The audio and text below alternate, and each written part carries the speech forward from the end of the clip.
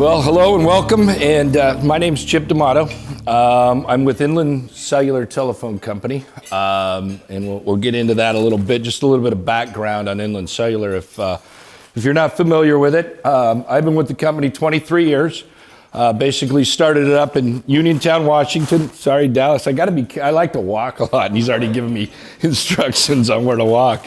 In Uniontown, Washington, 23 years ago with a couple phones and a couple people, and now we are up to 85 employees, 8 locations across the Northwest in terms of sales, and soon to be 9 sales locations, direct stores. We have 110 wireless sites that we own and operate, and we have many other carriers co-locating on us. As of today, our network is a $22 million network, which at the moment we are expanding. We are not a phone company, which kind of gets misleading a little bit. Samsung is a phone company, Apple is a phone company, LG is a phone company. We are a network company, we're a connectivity company. That $22 million network that we have, we are in the process of expanding to 3 different companies right now. Going into the smart home or the connectivity piece of it, networking piece of it, the transport, wireless transport business, which is kind of fiber and microwave and so forth and all those types of things, and several other aspects of connectivity. So we're kind of, I think in the last 23 years we've expanded quite nicely. We have 63 employees here in the Valley. So it's an interesting business. Obviously, we compete with some of the biggest corporations in the world, and we've been able to hold our head up pretty high. And some of that is based on some of the stuff we'll talk about tonight. I come from an athletic background, so in some cases, I will give some examples with sports. For example, in these type of presentations, I found that basically I'm going to give you some opinions on some stuff, and my opinions, and things that have worked for us. And when I was playing baseball and coaching baseball, I found that hitting instructors always have one way to teach hitting. And if you're a hitter and you just listen to one way, you're probably going to be wrong because everybody's got different styles, body types, whatever it might be. So the best way to do is take something from every hitting instructor and incorporate it into what you're doing or your style. And so tonight I'll throw some examples up there of some things that we've done that have been successful, some of my opinions, and I do get opinionated, so heads up. And we'll see if you can take anything from it and make something work. I'm going to show a video here in a minute that is a little bit contradictory to what we do, but I'll explain why in a minute. Did you know the average person spends 4 years of his life looking down at his cell phone? Kinda ironic, ain't it? How these touch screens can make us lose touch. But it's no wonder in a world filled with iMacs, iPads, and iPhones, so many eyes, so many selfies, not enough us's and we's. See, technology has made us more selfish and separate than ever. Cause while it claims to connect us, connection has gotten no better. And let me express first, Mr. Zuckerberg, not to be rude, but you should reclassify Facebook to what it is, an anti-social network. Cause while we may have big friend lists, so many of us are friendless all alone. Cause friendships are more broken than the screens on our very phones. We sit at home on our computers measuring self-worth by numbers of followers and likes. Ignoring those who actually love us, it seems we'd rather write an angry post and talk to someone who might actually hug us. Am I bugging? You tell me, cause I asked a friend the other day, let's meet up face to face. They said, all right, what time you wanna Skype? I responded with OMG, SRS, and then a bunch of SMHs and realized, what about me?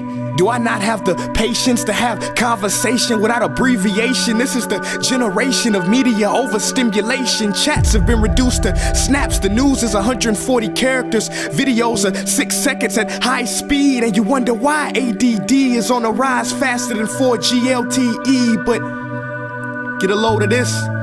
Studies show the attention span of the average adult today is 1 second lower than that of a goldfish.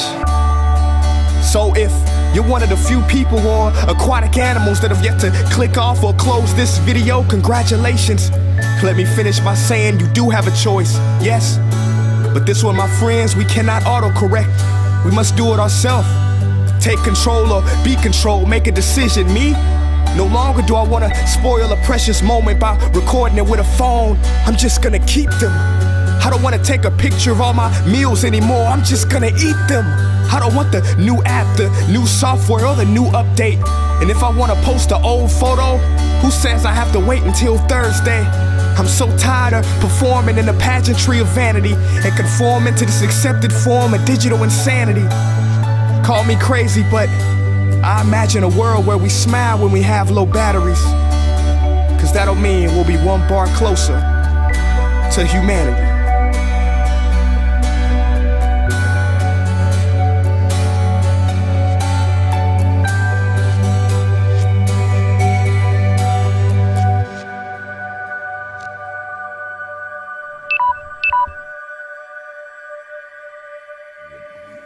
So it's kind of interesting that, that video, I'm in the wireless networking business, and our sales manager saw it the other day and he goes, God, that's terrible. And I said, no, not really. Because I guess I incorporate it to, it's okay to have a drink every once in a while, but it's not okay to go drive drunk, right? So I think we're overindulging in this stuff. And I'm seeing a lot of businesses, and I'm not sure, in some of these previous, it was mostly students or people starting up businesses and so forth. I'm not sure where everybody in this room's at. But what we're seeing a lot of is a couple things. Well, one thing that's kind of allowed us to be successful or have some success that we've had is the fact that we've created an identity, and we'll see some of that in a minute, that's our business, and we want to do some of that, but our biggest goal is to build relationships with customers and relationship in the communities that we do business in. And so we're still personable. And so we love when the Verizons of the world or some of these other corporations of the world are doing everything on a website or Snapchat or wherever it is, because it gives us an opportunity to step in, and it's a niche for us to still be personal. So what we're seeing with a lot of businesses is that they're coming in and all of a sudden, and I'll kind of get into this a little bit later, but they're relying on this stuff.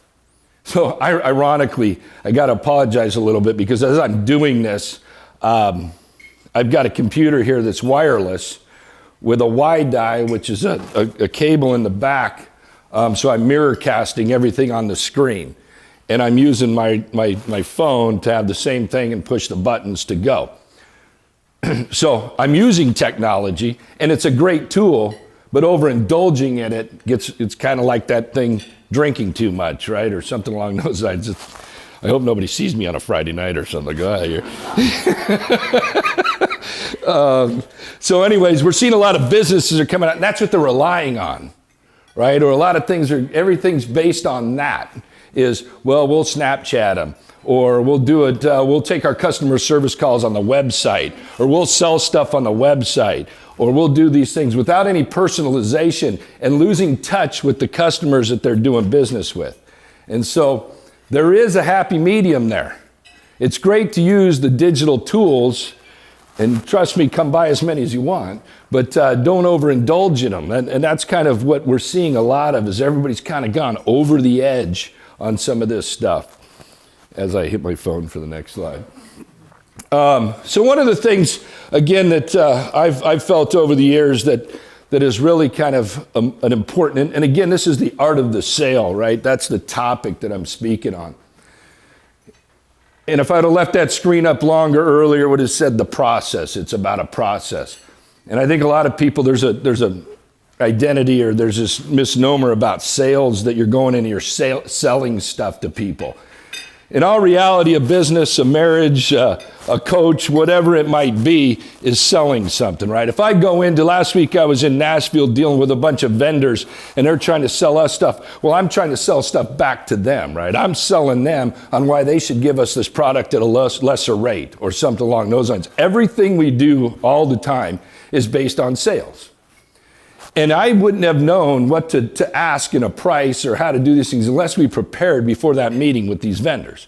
So preparation is what I consider the most important factor. And these are just a couple bullet points. There's lots more. But I'll speak on identity. Creating an identity is if you don't prepare and know what your identity is, you're lost. You won't know where to go. You're going to be swimming upstream. It creates confidence. And as we get into these are just some bullet points here. We'll talk about some of these, my interpretation of some of these bullet points.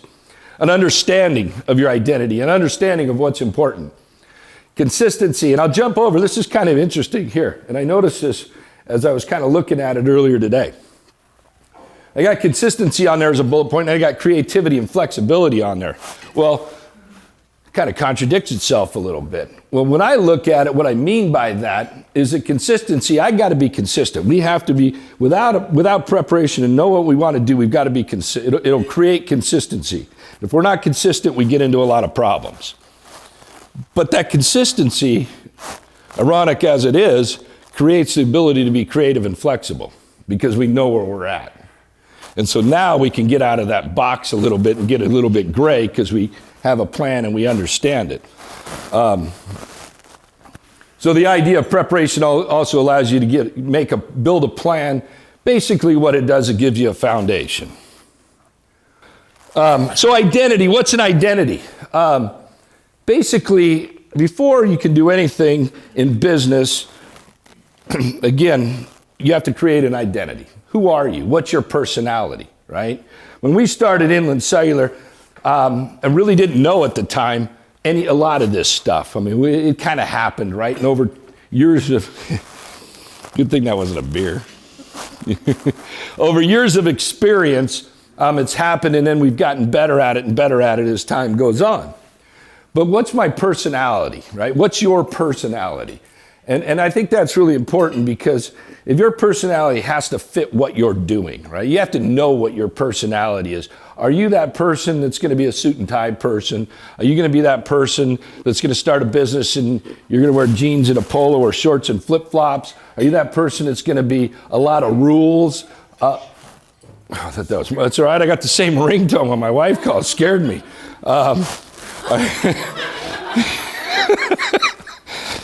Warning, your wife's calling you. So are you that person that has a lot of rules and you got to follow the rules, or are you going to be more of a gray area type situation? You can't do anything in sales or business until you understand what your personality is. Understand what your strengths and weaknesses are. So my strength, I'm kind of a upbeat, hyper, all over the place, crazy, nothing's ever good enough, got to go to the next step kind of guy, right? I mean, it's like, okay, we got that one done, let's go to this, and keep creating stuff, and always kind of on the move, and I don't dot my I's and cross my T's very often. So that's a weakness for me because I got some of that where I'm kind of like details. I'm anal on some things, but some of the details is kind of, so what do?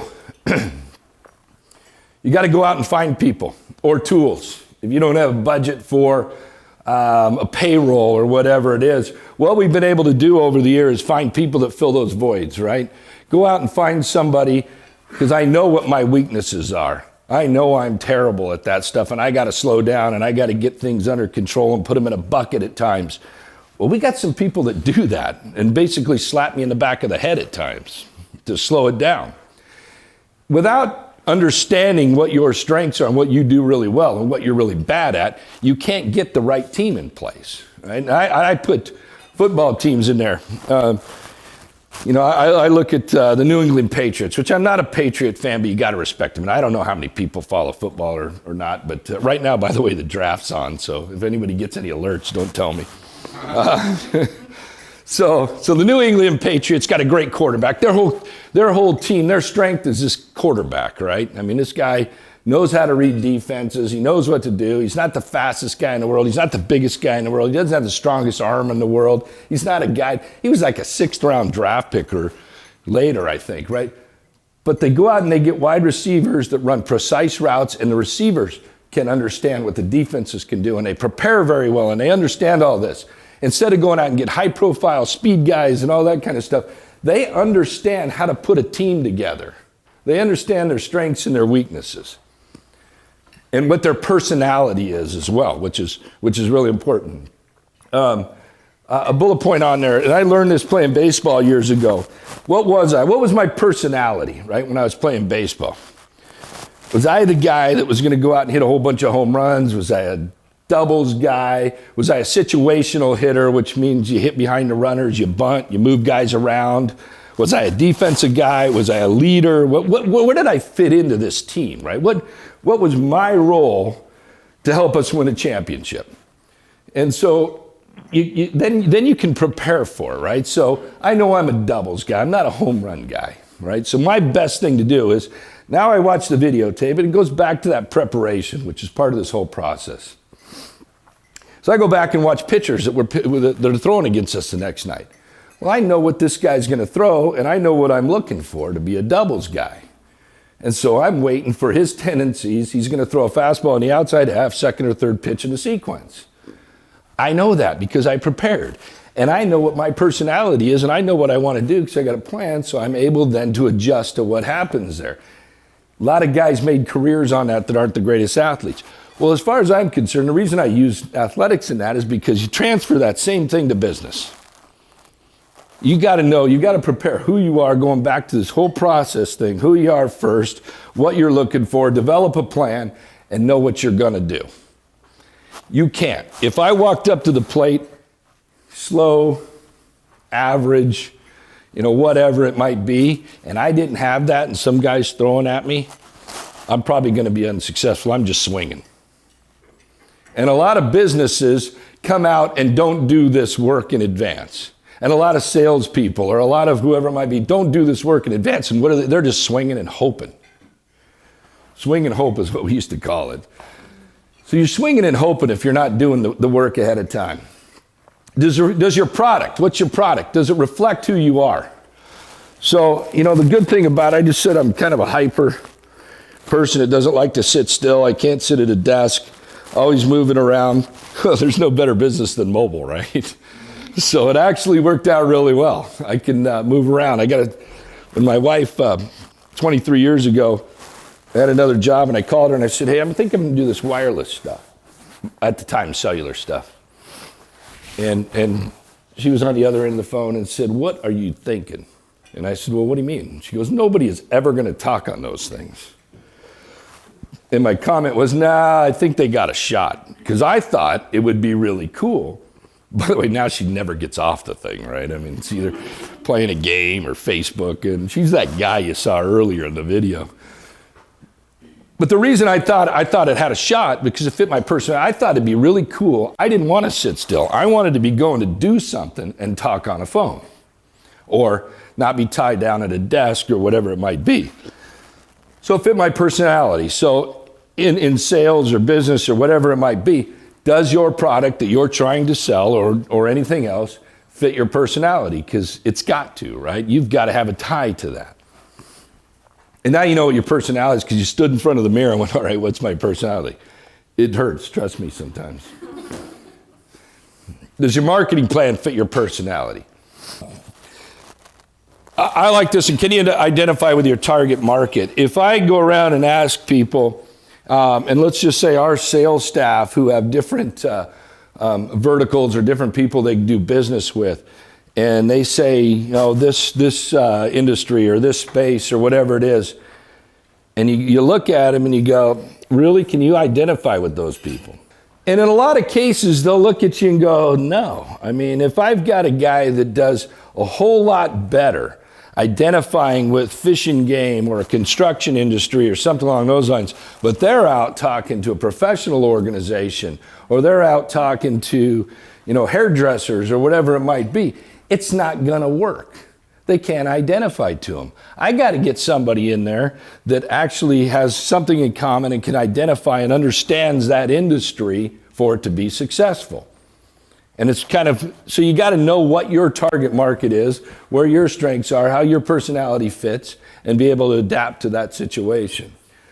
I found that the one thing by doing all this that helped me, not only in my athletic career, my personal career, my personal life, my professional career, is once I got to the point where I was just myself, right? For a lot of years, I was wearing a tie and the whole deal, and it didn't fit right and the whole deal. Well, once I kind of realized what my personality is, what I was trying to accomplish, what my identity was, it was much easier for me to be myself and be able to identify with the people I needed to identify with. And it was much more comfortable. And it also comes across a lot stronger, right? I mean, it's just kind of being yourself is really important once you do that. Years ago, I was at one of these sales things, and I told you I can get opinionated. And the reason I started off with this by saying some of these, I'm going to give you my opinions, right? And you got to figure out which ones work for you, or take 2 or 3 things, hopefully 10, I don't know.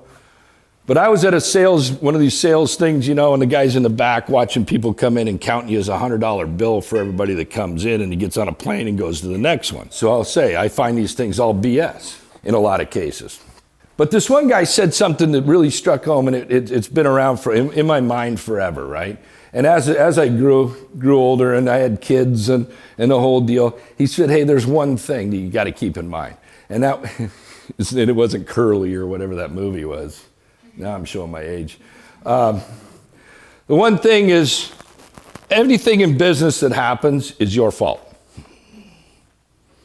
And if you can't accept that, don't go into business. Everything's your fault. If it's your business, if it's your product, if it's your deal, it's your fault. If something goes wrong, and fix it for them and solve the problem. It's not somebody else's fault. We just had a situation 2 days ago where we did a billing software upgrade. We did it in the middle of the night, had it scheduled for the middle of the night. We needed a provisioning server to go with it. We attempted to get the billing company to do the provisioning server first, make sure the compatibility was there, follow it up with the software overnight. Billing company didn't want to do it that way because it meant more resources for them, so we let them off the hook.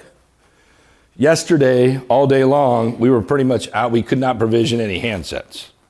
And we had some fired up customers and some people that were mad and other people that were leaving town and needed a phone to be provisioned. And we could have made an excuse there to some degree, but it wouldn't have helped, because guess what? You wouldn't have cared. You never heard of IDI billing services in New York, have you? All you really care about is the fact that you couldn't get your phone and walk out of Inland Cellular provisioned and ready to go. It was our fault that you couldn't do it. It was nobody else's fault but ours. And a lot of cases you hear people blaming everybody for everything else. I don't care if one of your servers called in sick and now my food is 20 minutes late. I really don't care. And most of you don't care, right? So when somebody comes up to you and says, I'm sorry for the bad service, one of our servers, does that make it okay? I still paid you $30. Doesn't matter. Nobody wants to hear those excuses. It's always your fault in business. Every time, fix it. Find a solution and fix it. Again, that's one of my opinionated things, I think. Are you or your product different from competition? So at the beginning, I said that one of the things that helps us is to watch all these large corporations do everything online, do everything digital, do everything so forth. You buy your phones on a website in a lot of cases. So how can we be different from those guys? We have in Lewiston 6 direct reps that come out to your business, plus a lot of other staff. That's how we're different. Nobody else, one of the ways. We do a lot of community stuff. That's how we're different. We try to find what our competition is not doing and do something to find that niche. And what you hear a lot is, well, we got to do it this way because our competition is doing it this way. Well, if you're doing it that way because your competition's doing it that way, you're just the same. You're average. What difference does it make? In business, you got to give somebody something that nobody else has given them to be successful. So what is it? Find out what your competition is not doing, not what they are doing. Obviously, you got to know what they're doing too, but you want to differentiate yourself. So what are those things that make you different from somebody else? I always like this one because when you ask this question, it's amazing the responses you get, right? Are you proactive or reactive? Are you going to be a proactive business or are you going to be a reactive business? And surprisingly, a lot of people don't know what that means. So proactive is we try to base our business. Now, you're not going to do it 100% of the time, right? But we try to base it. Our identity is to be proactive. Do you want customers to come into you? Are you going to wait for customers to come into you? Or are you going to go get customers? And how are you going to go get customers, right? You hear a lot of people, I can't count the number of times. And in the wireless business, we're a regional carrier. And so the amount of regional carriers throughout the country has shrunk about 75% in the last 2 years. Simply because, obviously, networking is very expensive these days. You've got some major corporations buying people up, doing other things. It's very difficult to keep up with some of the demands. And when you ask them that question, do you go out and get customers? They go, well, what do you mean we go out and get customers? They're just sitting and waiting for customers to come in. And they go, well, we're just not getting enough business. So what do you do when you don't? This just baffles the heck out of me, right? If I couldn't hit, my son, right, he's playing high school baseball, and he comes home and he goes, God, I'm just not getting enough innings, or I can't hit third. My coach sucks. Again, here's a blame thing, right? His coach doesn't suck. You suck. And if you want more innings, then get your tail out and take extra batting practice, or go work a little bit harder, or go do something a little bit different that makes you, because there's not a coach in the world, there's not a boss in the world, there's not a customer in the world that won't take the best thing, right? If you're the best player, your coach is going to play you. He doesn't play you because he doesn't like you. He might hate you, but if you're really good, he's going to play you because he wants to win. If your boss might not like you, but if you're producing, you're going to be in there.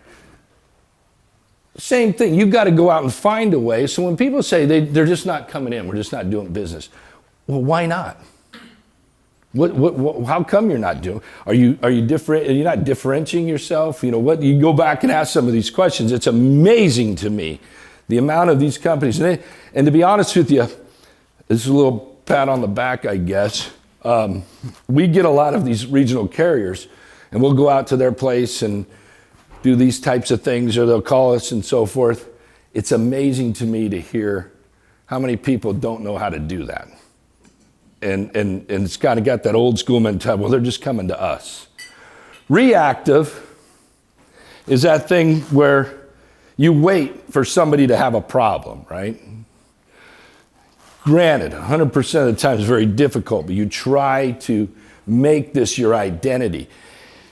Customers that have a problem are mad customers. Customers that may have a problem that you went out and asked them about are going to be happy customers. So if you got a problem with something, and I'm trying to stay away from just wireless stuff. So if you've got a problem and somebody that's done business with you from that company comes out and says, hey, how's it going? How's things going? I mean, is everything okay? You might have a small problem, but he's able to take care of it right there. And about 75% of the time, you're going to exceed their expectations. But you know what else is going to happen? You're going to sell them something else. Almost every time, right? I think back to, the sprinkler guys, right? This last spring, and I always try to kind of go in they came out to after they turned them on, because I'm lazy anymore, about 2 days later, they came back and said, hey, it was during that warm spell we had, came back and said, hey, how's everything working? Everything good? Got any problems? How'd we do when we got here? And I said, one of the sprinklers is kind of kind of it's not spraying the way it should, and it's not spinning the way it should, which very easily I had every intention that weekend of changing. And I put the sprinkler system in, so I'm perfectly capable of doing this, and I actually enjoy doing it. Well, he goes, you know what, we'll just do it for you right now. He goes, we've got some sprinkler heads in the back, we'll just throw them in there. It's like $45. I said, yeah, go for it. They made another sale, and I was really happy. That's proactive. Where another company might have came out and done it, and the sprinklers weren't working, or they weren't spraying, and I had to go do it. Next year, I might go, I'm going to call this other company, right? Because they're react. I already had the problem. These guys took care of me ahead of time. They were proactive in what they were doing. And that's kind of a small example. I could list situation down a list of being proactive versus reactive and how that's a positive influence. And it's actually going to increase sales and increase business. So here's another one. What's your customer service policy? Well, what do you mean? Are you going to be like Costco? Because our customer service policy is bring it in, we'll take it back, right? Anybody ever had a problem with bringing something back to Costco? Their customer service policy is bring it back. We'll take it. Kind of, you know that, right? Now, the interesting thing about it is, since I've taken stuff back to Costco, I almost feel like I'm probably going to take less things back to Costco for some reason, because I'm not irritated. Have you ever found yourself in that situation where you know they're going to take it back, but you're not mad about anything? See, it almost works in reverse. But that's their customer service policy. Ours, for example, is we're going to try to, and again, 100%, right? We're going to try to exceed the customer's expectations. That's kind of an easy, simple policy, as much as we can. So, but a lot of people don't think about that ahead of time. And whether you're just in sales, whether you're in business, whether you're in public relations, whatever it might be, you still got to service the customer, and you got to have a policy that you stay consistent on. So the next one I've got on your next bullet point is marketing. So now I understand my identity. Again, the thing about, the one thing I want to push through here is it's all about a process. This whole thing's a process. But you just go out and sell stuff, right? It's all about a process and thinking about it and so forth. So now I understand my identity. I'm able to create a plan. And how are you going to position yourself, right? What's your position in the marketplace? Are you going to be in atmosphere? So if I'm a restaurant, how do I position myself? Is it when you walk in, there's going to be music playing, there's going to be TVs going? Think about some of the places that you either go to, frequent, whatever. And right now, atmosphere is a hot topic, right? Every restaurant in the world wants atmosphere. What kind of atmosphere is it? Is it a high energy atmosphere? Is it a romantic atmosphere? What is it, right? But you've got to create that atmosphere if that's how you're going to position yourself, because everybody wants atmosphere. You tell me, how many times you've been to a restaurant or a situation where the food was okay, but the atmosphere was so cool that you walked out having a great time? I put Margaritaville on here. Margaritaville in Las Vegas, and there's a million places in Las Vegas. I am a Jimmy Buffett fan, but when I go there, I walk out of that joint happy every time. They got great music playing. It's a fun place. The wait staff is running around taking care of you. Then I can go to another place that's supposed to be really great, but the atmosphere is not as good, and I don't walk out happy. They got great atmosphere in there, and that's what they built there. That's their position. Les Schwab, their position is basically a position themselves, the guys running around taking care of you, right? I'm not sure they do it as much anymore, but every time you'd pull your vehicle in there to get tires changed or brakes done, there'd be 3 guys sprinting at you. And they'd be running to do it. And every time your car broke down on 16th Avenue, or not broke down, but you had a flat tire, there'd be a guy running out there in a vehicle, and he'd fix your tire, and he'd be all frantic and everything, and he'd go, no, you don't owe me anything. Just, we got it, right? And so you buy tires and everything else from them for the rest of your life because of that. Well, they went for a quality of service, basically, position. I'll talk about Victoria's Secret maybe later. I'll talk about it now because I like Victoria's Secret. But the thing that, and this kind of is a little bit off the topic right here, right? But the thing that I love about Victoria's Secret, and this kind of goes along with the be the expert down in here later on. So several years ago, and by the way, my mailman would deliver it, and I'd go out and get, the mail, and he'd go, hey, you got the poor man's Playboy or whatever, Victoria's Secret, and thought that was pretty funny. But so it's on the table, and I look, and it's July, and it says this year's hot fall fashions. And it was leggings. It was a couple years ago, several years ago. And I thought to myself, well, it's July. How do they know what this year's hot fall fashions are, right? That October, November, December, everybody was wearing leggings. And I just was astonished by that. I'm like, God, those guys are good. They told people what to buy. They told people what was hot, and people believed them. And that was their position. And they keep doing it. Now I pick it up all the time just to see what they're going to do next, right? Yeah, whatever. But anyways, but honest to God, they're telling people what fashion is. And they've been very, very successful at it. Vegas is a whole nother situation. Vegas always baffles me. And I got to go to Vegas for conferences about 3-4 times a year. I don't like Vegas. Vegas now, to me, is all smoke and mirrors. And if you go to Vegas a lot, and you buy, and honest to God, last time I was there, I was buying $18 drinks. For what reason? I don't know. And what is it? It's a bunch of signs, it's a bunch of lights, it's a bunch of all this stuff, and they keep reinventing themselves to keep it exciting. And all they're doing is reinventing and looking for excitement, and glamour, and blah. And I just watched a show the other day, and it was talking about how Vegas keeps it reinventing, and this was well after I did this, how they keep reinventing themselves for whatever the economy is and whatever their target market is. And they do it very well. That's their position, excitement, reinventing themselves. Disney always is another one that's phenomenal to me. I grew up in Southern California and used to go there quite a bit, and so Disney is another one that was like Vegas. You can take it, right? It's smoke and mirrors. But so the last couple of times there, I walked around. And I did not see one piece of trash on the ground. I did not see one garbage can that the paint wasn't absolutely perfect on it. And I kid you not when I said I'm anal about some of this stuff. I was looking. I could not find one weed. Do you know how many flowers and plants Disney has?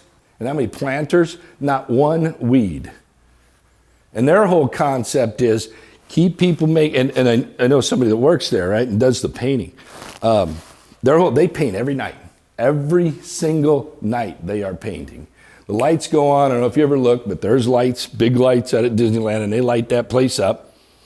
And somebody paints every night, somebody weeds every night, somebody picks up, they got people picking up trash. If you don't pick up trash and you see it, you're fired. And that's their concept, right? That's their position. What do you want your business, your professional life? How do you want to position yourself? Where are you? That's an identity, right? That's what you want to be. Marketing distribution points. This is really interesting for anybody that's starting a business or in business or wants to improve their business or sales or whatever it is. This has gotten extremely difficult. Years ago, it was newspaper, billboard, TV, radio. And you had 3 or 4 radio stations in each market, and it was pretty easy, and you knew what was going on. Now you've got digital magazines, you've got Snapchats, you've got Facebook, you've got everything digital, you've got websites, you've got Google AdWords, you've got everything under the sun, right? Very difficult. Now, it's one of those things too, where for a small regional carrier like us, it's a huge advantage. Because in the past, we had no access to the national media, right? So if you're a large company, you buy at these rates and it's all over, whether it be the Northwest or nationally or wherever it is, right? Different buy packages. Well, that's all there was. It was very difficult for us to compete. Now we have the opportunity at very low prices to be able to do it ourselves, to push things on Facebook, to push things on on Snapchat, to push things on these different digital and media things to a younger generation. We couldn't touch the younger generation 5, 6, 10 years ago. Very, very difficult because none of them read the newspaper. Very few of them watch local TV. And God only knows that no kids are listening to the radio. I'm just looking around to see if there's anybody in the radio business before I said that one. but radio is very difficult, right? I mean, who listens? Does anybody listen to the radio?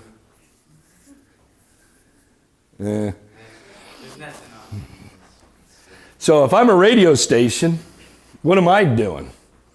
Right? I know, and I got friends in the radio business and the whole deal, but I know that either a playlist or satellite or Pandora or Spotify or whatever it might be on these remote controls are basically what people are doing. So what do I got to do differently, right? You see some of them creating websites and some of these things right now. But one thing that's missing that I see is micro-local content. So one thing that people I always identify with is, and again, it's picking that thing. Now I'm getting on a bandwagon and way off my topic, and I have a tendency to do that because I think I do got ADD. But micro-local content, right? What do I want to hear about? Where can I pick something up really quick?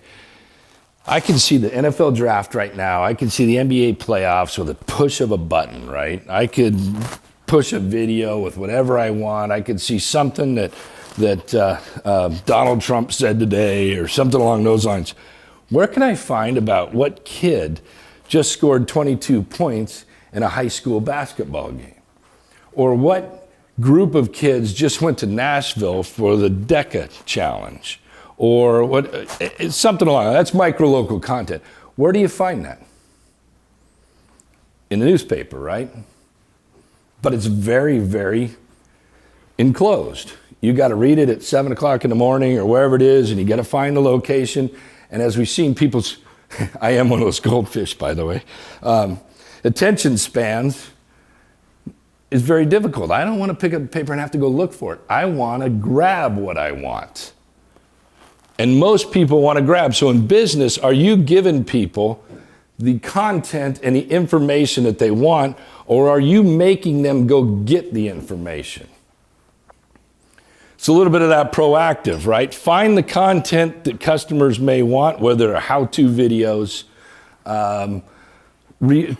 reasons why you should get this product video, how it's going to benefit, so forth. Send that video out somewhere where they can grab what they want to see and go see it, rather than making them look for it. I don't know if that made a lot of sense because I could talk about that forever. But these distribution points have become very difficult, but they're also advantageous if you do it right. Marketing, does your marketing plan match your identity? Now we're starting back into that process, right? Does it fit your strengths? Does it appeal to your target market? Does it exploit your competition and accentuate your strength? Are you marketing yourself? Then we get into the sales aspect of it. And I can tell you sales is all about confidence. And everybody wants to sell something. If somebody's selling a product, no matter what it is, somebody's going to buy it from you for several different reasons, but they're surely not going to buy it from you if you don't have any confidence in your product. And the only way to have any confidence in your product is to thoroughly prepare for it and understand before you go in. Right now, hopefully you guys believe me on some of this BS because I'm pretty confident about it. If I stood up here and I waddled around and didn't believe in what I was saying, you wouldn't believe one word I was saying. But the only way I can do that is because I'm confident because I prepared for it. I looked this thing over 25 times in the last day and a half, just to make sure I knew what was going on because I get all paranoid about it, right? So I'm pretty confident what I'm saying in here, I believe in, and it's something that's going to be, I've prepared for. Yeah, I always like this one, right? Everything is sales. I already said that, I think, but again, we get into this sales thing and we think that we're supposed to just go sell somebody something. I honestly believe that if you have to sell somebody something, you've lost. And what I mean by that is hopefully I've never sold somebody something. When I talk about that, the Kirby vacuum cleaner guy that comes around your house and pushes hard and does the hard sale is selling you something. What I want to do is what you'll see a little bit later. I'm not going to sell you something, you're going to buy something from me.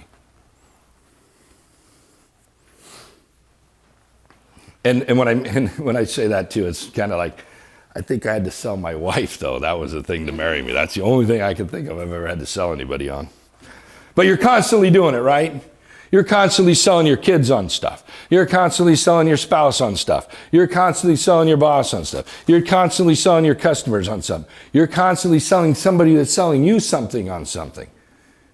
You're always selling something.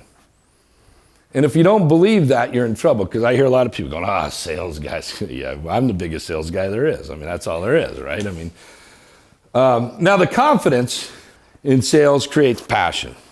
And passion gets you over the top. You have to be passionate about what you're doing. Passion is what makes things go around.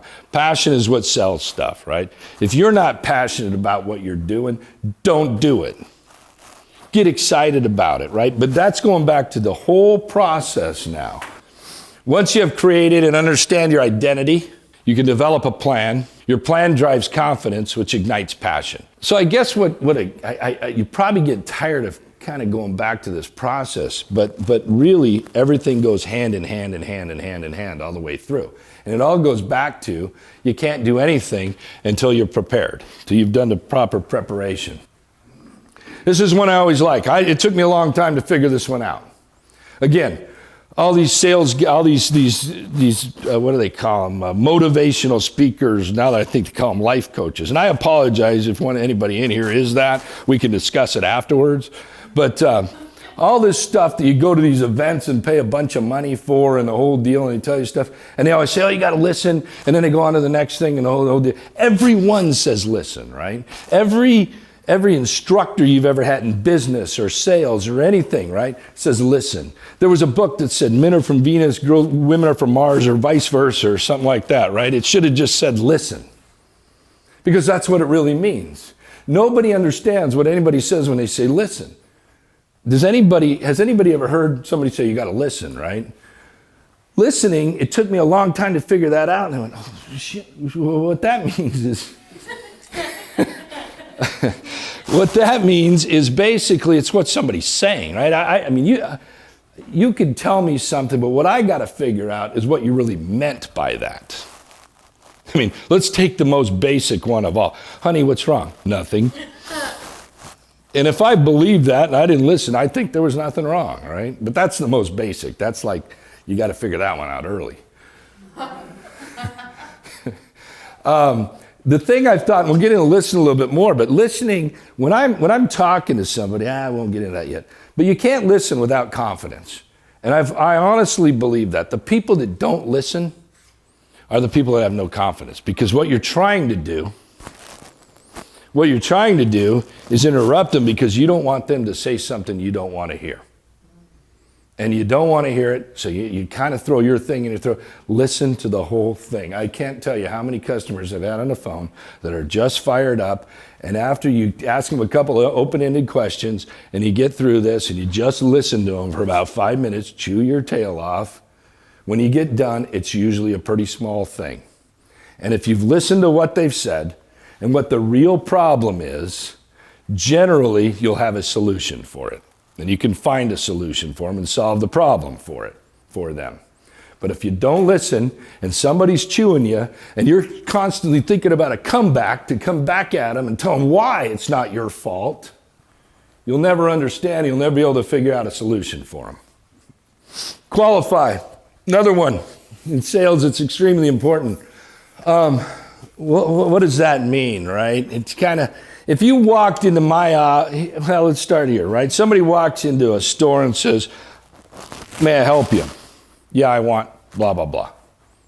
Okay, well, they're $10.95, and you can get them in red, blue, and green. They're maybe buy that one, but the other store's got the same thing, right?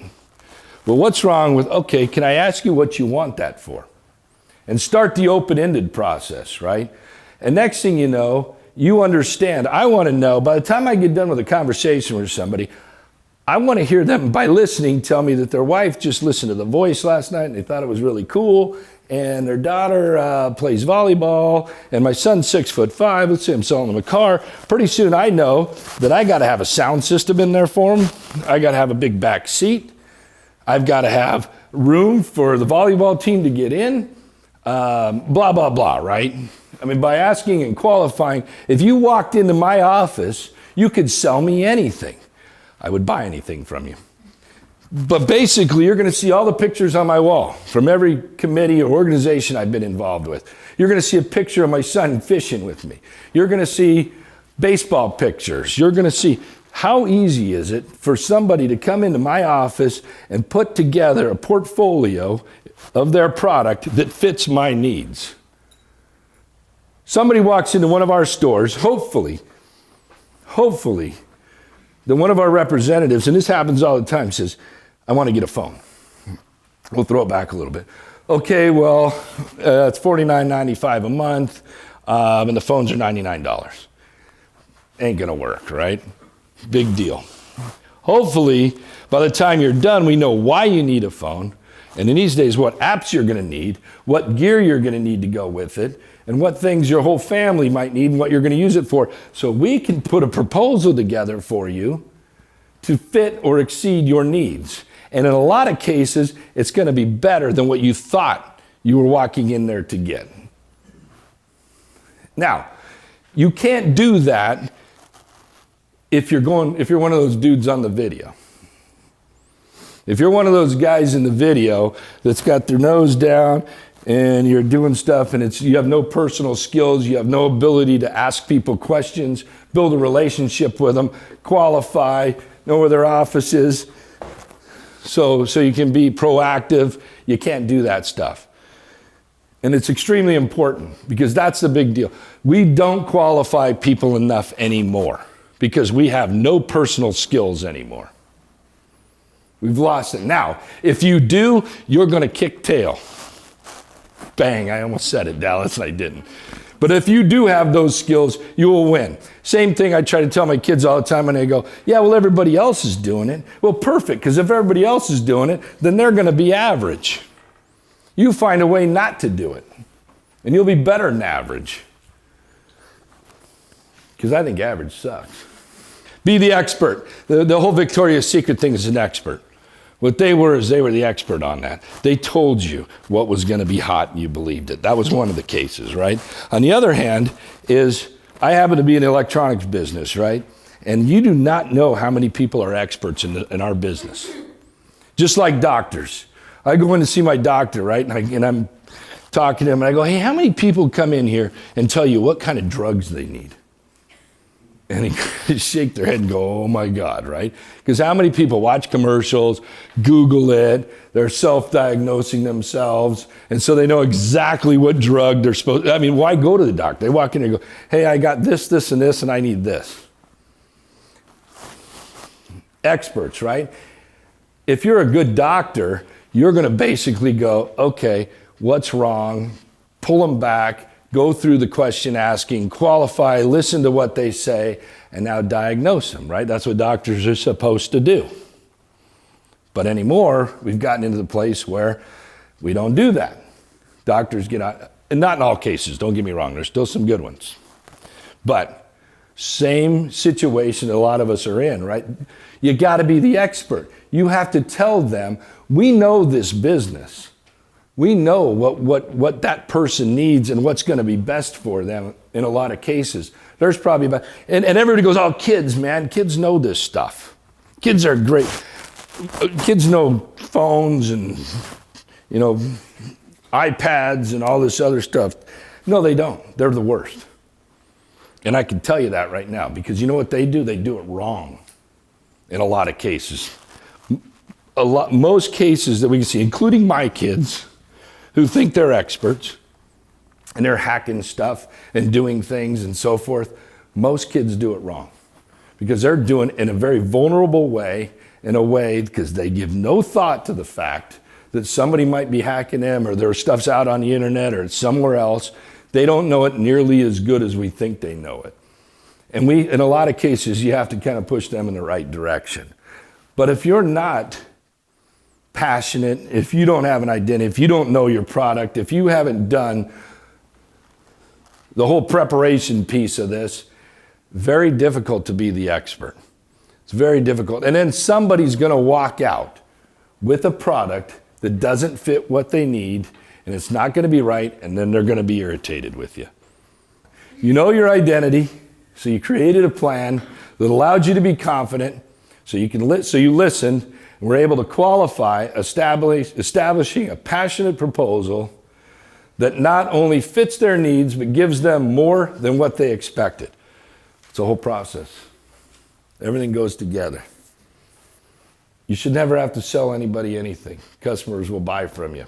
Another part of this process that gets lost a lot is the whole follow-up thing. And the follow-up thing in a lot of cases, right? We try to, one of our niches, our marketing distribution points, is to do a lot of community involvement. We're at just about every event in the community you can think of. We have, I think at this point in time, our employees have served on 222 boards or committees in Lewiston. What's the purpose of going to a golf tournament? All right, we got sales reps, we got people that play in a lot of golf tournaments. And the one thing I find anymore that we got to kind of jump on, you go play in a golf tournament, you play golf, you get in your car, you drive home. Well, really the purpose is to connect with people, to network, to whether it's for new leads or it's for customers that already have your service. Now you can talk to them, and I guarantee you that almost everyone I'm at, I run into 2, 3, 10, 5, whatever it might be, that go, hey, guess what? How do you do this? Or what about this? Now, if I don't follow up with them, it's really bad, because of those 10, probably 7 of them I know how to fix at the time, or 3 of them I know how to fix at the time, right? So what do you do? You go back, you do whatever you need to do, you take back, you get the answer for them, and you follow up on them. That doesn't happen a lot anymore. Very difficult to find that. Follow-up is a huge deal. Follow-up is the sprinkler guys. Follow-up's those guys that came back 2 days later and said, how's your sprinklers working? Follow-up is probably the biggest thing, because I can tell you in most cases, let's take our business again. Most cases when somebody walks out the door, things are changing so rapidly on a daily basis, right? Tomorrow, this thing I'm running off right now, that's all completely wireless, mirror casting, I can take my computer, tablet, my phone home and watch TV, and whatever I've got on here is up on my screen. That changes every day. There's new things that happen with it. So if I'm not following up with customers, how are they going to know what's happening, right? They're going to be stuck here. Now what happens is they see a commercial on TV for something new and they go, I'm going over there because those guys got that. Same thing happens in every business, right? Follow up, stay proactive with them. And one of the things that I found over a lot of surveys and questionnaires and all that stuff with professionals is the number one thing is, they don't say that, but if you listen to them, the number one thing is people are scared to follow up. And the reason they're scared to follow up is because they might think so, they either did something wrong, or somebody's going to bitch at them, or somebody thinks they paid too much, or whatever it is. So they're scared to follow up. Now, how does that actually turn out in the long run? Because I'd rather call somebody 2 days later, and they're kind of a little upset with me, and be able to fix that problem than them going somewhere else and using somebody else's service, or being really mad at me because I never followed up. But people are scared to follow up. Are you scared to follow up? Versatility. When I was younger, I used to do this a lot. You'd stereotype. Either A, that person can't afford it. B, they're in this business, so they don't want this. Blah, blah, blah, right? You're always stereotyping, and it's really bad. But you learn really quickly that you better not do that, because it's really easy to get yourself in a really bad situation or lose customers over it. There was a situation, we have a big agricultural company in Washington, and the rep went in and said, these guys this is years ago, right? They won't want those new smartphones, and they weren't even smartphones at the time, and they don't want it, and they're farmers. Went in a day later, had to go back in after the other competitor did. Well, guess what? The biggest take rate at that time was for new technology? Agriculture. Agriculture is a huge technology company or industry right now. They were sucking it up faster than anybody. How about this one? Seniors. They don't want any smartphones. They can't understand that stuff. The number one users of Facebook on mobile phones? Seniors. Why? It's their way to talk to their grandkids. It's easy for them, right? But we assumed years ago or a year or two ago, and we're still kind of assuming this way, they don't want that. It's too hard for them. They don't understand it. Guess who's got the most time on their hands to understand the damn thing? They can sit around watching soap operas all morning figuring out how to Facebook with their kids while the rest of us are out working when they're retired, right? A lot of people don't have time to figure it out. Seniors understand it. It's a great way for them to talk to their grandkids now and see pictures and everything else. But we assumed and you stereotype that they wouldn't want it because it's too difficult. It's new. Kids understand this, not seniors. Kids are screwing it up. Be interesting and interested. The more you know, right? You know things about sports. Do you know things about agriculture? Do you know things about piano? Do you know things about kids? Do you know things? The more stuff, and when I say interested, that means I'm always interested in other people because you're always swallowing what they got, right? Everybody's got a different thing. Now, when I come to talk to a customer or customers come talk to me, I can be interesting to them. I can understand what they need my product for. I can put myself in their shoes to some degree. Always try to be interesting. Instead of, again, here we go. Let's go back to that video, right? You are not interesting if you got your face in the phone all the time. And I sell the dang things, right? And that's, when I put that, it was kind of a little bit of a point earlier. And I just put I stereotyped, right? Medical professionals unemployed. I hope, and one of my goals is that if somebody walked into my store, or I walked into somebody, that if they were either a medical professional, a farmer, they were unemployed, whatever it might be, I could have a conversation with them about something. And I could have respect for whatever they are.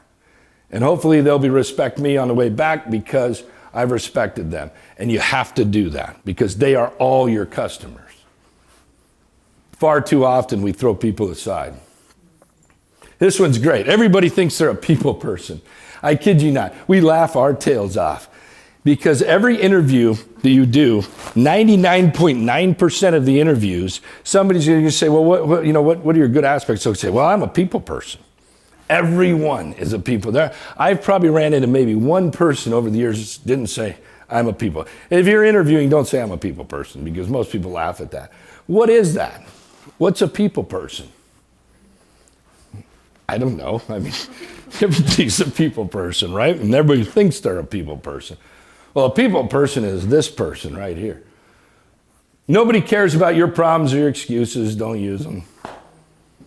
That's the worst one. I mean, I hate that one. If you're in business and you've got excuses and you've got problems or whatever, the customer doesn't want to hear about your excuses or your problems. They want to know how you could help them. And your whole goal, somebody asked me, why are you so excited about this stuff and selling things and being in business? And why do you like the mobile business or the connectivity business so much?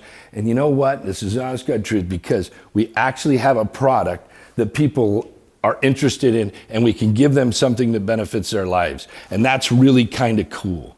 And if you go into your business or your profession thinking that way, you will be successful. But nobody wants to hear your excuses either. Just give them something that helps them. And don't be fooled if people bought your excuse either. That's always a good one. Oh yeah, I told them that so-and-so happened, so they bought it. Just because everybody's doing it a certain way makes it average. Kind of covered that earlier, right? I played for a baseball coach that somebody asked me the other day, as a matter of fact, in a vehicle. And they said, what made him so great? Right? Records upon records, greatest coach, phenomenal, right? Well, there was never anything. If 10 junior college All-Americans walked into his dugout the first day and were doing something one way, because everybody was doing it, there was always a better way to do it. And it would be, and show it to you why it's better to do it the other way. Everybody else is doing it that way, so how can you be better if that's the way you're doing it? And the whole goal is to find ways to kind of be better, right? So just because everyone else is doing it that way doesn't make it right. Find new ways to get better, be extraordinary. Use the tools available to you. Go back to that video at the beginning. There is a million tools available. They are tools. That's what they're there for. You can use them. It is a benefit for us in our business and for anybody's business in a rural or a small regional area to use those tools that are available now. Don't get reluctant on them, but use them and remember to use them. Pick some that are the most comfortable because there is a million of them out there. Do you want to send videos? Do you want to send Snapchats? Do you want to do this? I mean, there's a million. Pick 4 or 5 that work best for you and send them, but remember to use those tools, but don't rely on them because really what you're relying on is yourself.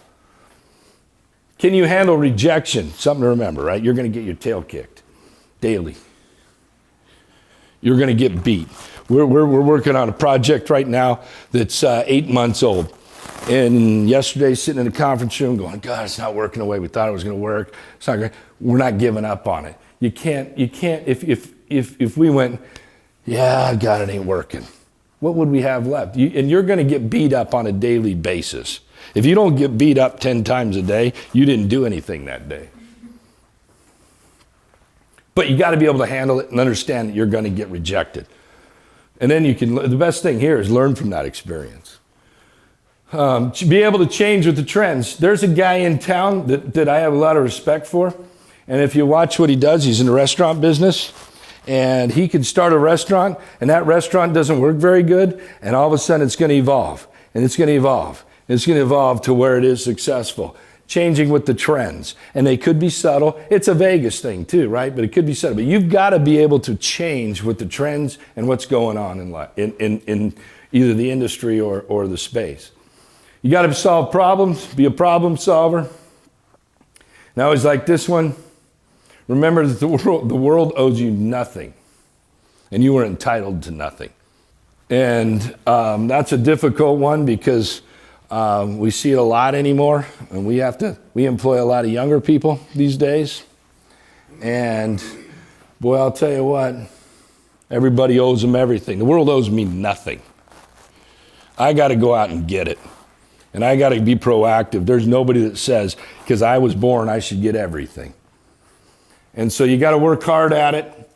And a lot of going back through that process and starting with that fact of preparation and knowing who you are and working your tail off for it, because I can't pout. I got to figure out a way to continue to go on. And nothing is fair. I hate that word fair. There's no such word as fair. A fair is where you go get corn dogs and ride on carnival rides. Because fair, what's fair, right? What you think is fair, the person next to you doesn't think is fair. So get fair. Again, this is my opinion, so I apologize. I told you I get opinionated.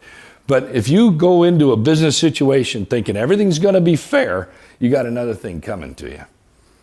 It's not going to be, and you got to figure out a way to fight that off. Basically, sales, the art of sales, in my opinion, is mastering the whole process from start to finish.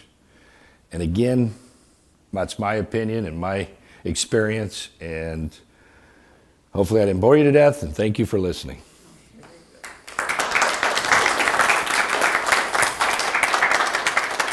And I made it, Heather, at 6:52. I had to cut through some slides quickly. Well, I'd like to say that we do a really good job of training, but we haven't as of late. And it's very difficult to do because resources these days are fairly limited, for one. And number two is that when you have somewhat of an older staff, you're not, in a lot of cases, we don't identify with some of the same thinking, right? So, we've got some people that for their whole life have been those guys that go out there and work really hard and do their stuff and try to create their own opportunities and so forth. So you think that's how everybody is. And then those are the people that are supposed to be leading these younger, or these people. Let's not say younger, let's not stereotype or categorize them all. But if you get some employees in that aren't really good at that, it's difficult to identify, because you think they're doing that, right? When I was 22 years old, I was doing all that. Why aren't they doing it?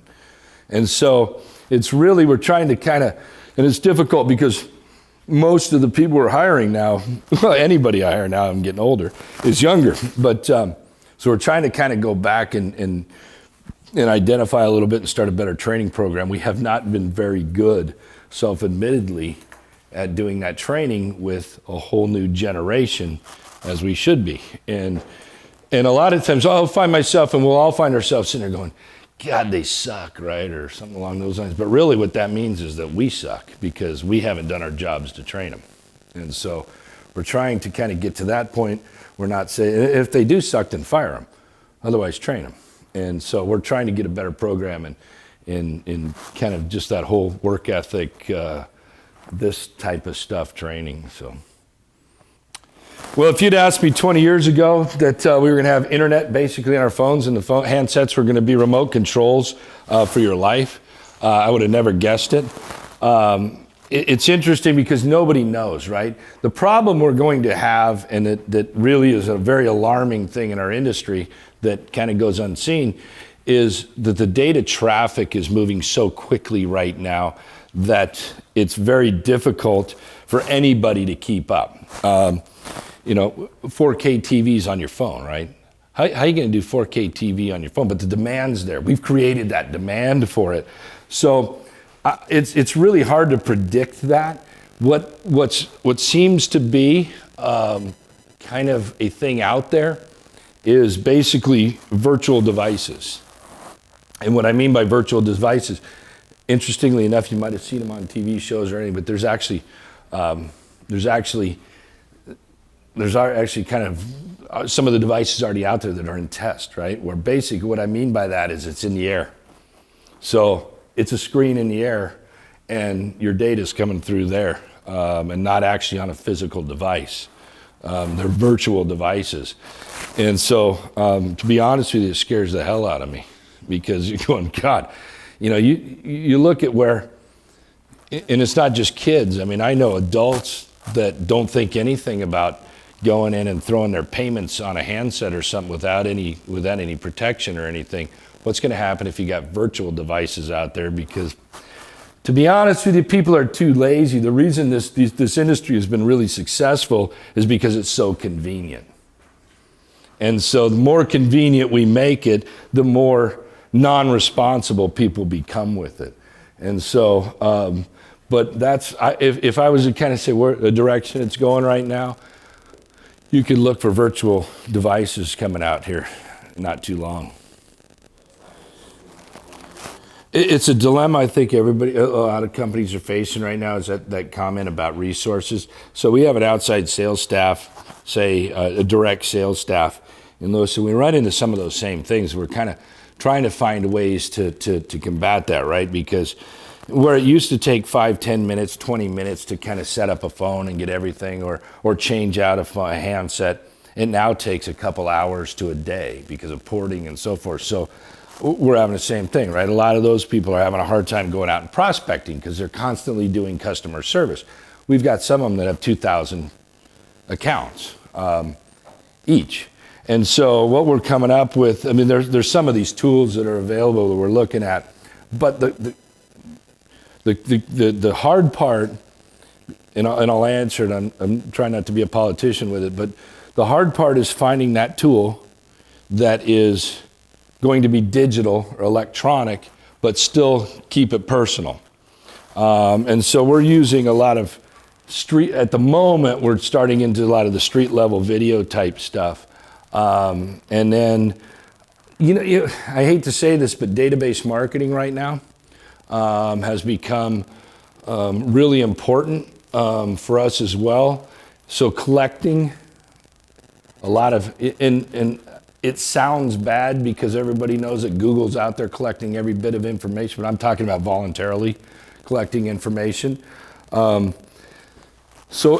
we're setting up some chat stuff that's direct instead of being through a website or through Facebook or through some other things, some direct links and setting up enough information, account information or customer information that as one of the tools, because I think you got to have several, right? You never want to get to the point where you don't go see your customers or you don't go see a new one, but being able to manage a digital thing, a digital chat, some digital information, as well as seeing them personally. So we don't have that mastered yet. We're trying to figure that out. We've got a couple methods, a couple areas we're going down right now.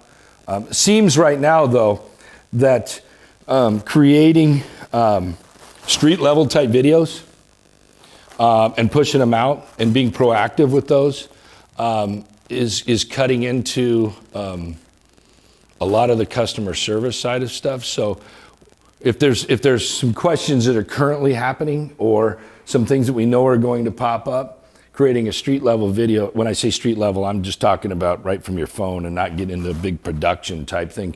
Because your handset anymore will produce just almost as good as some of the other stuff, right? And then pushing those questions out to customers because either they might have had that one and then coming back with, hey, if this is a problem and you don't understand it, get back to me, or here's another link to go look it up. Because the other thing is, God, you asked this question, I'll really get into it. Everybody's Googling everything, right? So the difficult part with Google, it's really easy to go Google how to change a tire, but it's difficult to Google how do you do the service when there's different handsets, there's different service areas, there's different locations, there's all kinds of different variables to it. And so we're trying to find that happy medium right now.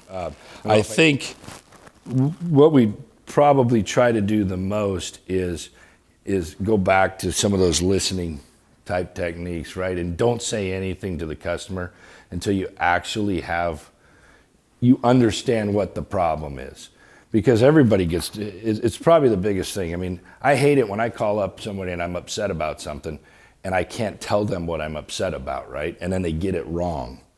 And so we try to kind of, and to be honest with you, we want to empower those employees to be able to handle the situation at the time. I honestly believe this, if that employee has to go back to a manager or go back to somebody else, then they're not going to listen nearly as much as if they have to fix the problem and find a solution for somebody. And so we do empower our employees quite a bit to be able to make those decisions, give credits, fix something, do whatever it might be, because it makes them a little bit more defensive and a little more accountable. And so far it works pretty good. We do, obviously you're not 100%. We get some of those employees that really screw it up.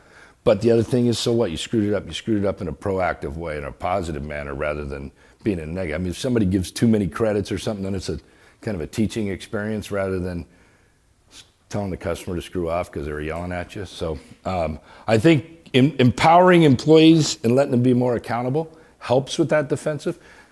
You're never going to solve it 100%, but and that's a key thing. I think you always run into these situations where everybody thinks they're going to solve every problem. You try to minimize the problems as much as possible, I think. So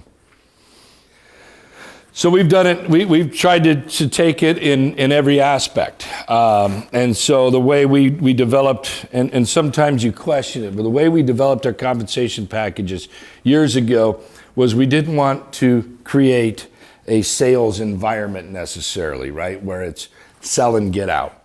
And so we pay a fairly decent front end salary, and then it's bonused.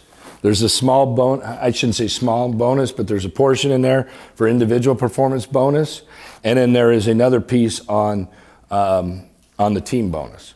And so we've kind of tried to take a piece of each one of those. The higher salary is because from the very beginning, in our business, obviously it's MRC, monthly recurring charges.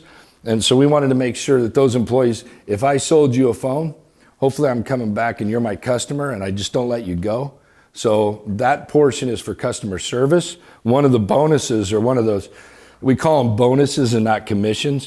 One of the bonuses is that the longer you keep your customer base and the more you have there and so forth, it's based on that. There's another one that obviously you got to incentivize new sales. So there's some in there for that. So we kind of broke it up into pieces to try to cover everyone. It's funny because you think that in my other presentation, there was this thing about money motivates people, which not really. If you look at some of the studies done on millennials, right? Basically, you got to give them a balloon to keep them happy and let them play ping pong in the middle of the day. And so, we've also done some things that's a little bit different from compensation to keep them excited. And that is, we give everybody quite a bit of freedom in terms of, we're not real harsh on, hey, you got to work 8 hours and hit the clock and all that kind of stuff. It's more along the lines of, and again, in some sort of bragging, I guess, our staff has been around for a long, long time, and we keep employees really well, and considering our business, right, compared to other ones. And I think we've had 12 employees move on to other jobs and come back. And so one of those things I think is that concept or that idea that we don't have to babysit you. And it's part of that whole training thing and the accountability that we're kind of let you do your own thing and you be an adult, and the whole team's going to pick you up. And we've kind of built that in, so we kind of factor that into a little bit of that compensation or that incentive thing that it's not just about money, it's about other aspects of it. But we have tried to break it up for, I'll tell you, we could give somebody 100, we started doing this because we started a new product, 2 new products. One is, you might have seen them, it's the 87940 Q pins, where you get a text message from one of the restaurants or something along those lines. Well, so the sales reps kind of having a hard time selling it, and we thought, okay, we'll just give them $100 cash, right in front of the sales meeting. Give them $100 and here you go, here's cash, you sold a new one. That excited about 2 people. And the same 2 people we knew it was going to excite, right? It didn't do anything for everybody else, which somebody's going to give me $100 cash, I'm jumping all over the damn thing. And then we went, okay, you can have a day off. That excited about 20 people. And so kind of, it's hard to tell just simply because there's so many different elements and so many personalities, but I think splitting it up has been successful for us anyways into different components, and then adding some other elements to it that are basically incentives or benefits, if you will, that help, that keep people excited and motivated and so forth. You're welcome. Sorry, I forgot. The only one I came up with is a compensation, Dallas. I apologize. I want to give this to you as a thank you for presenting for us. Well, thank you. It's the wrong color Warriors, though. Yeah.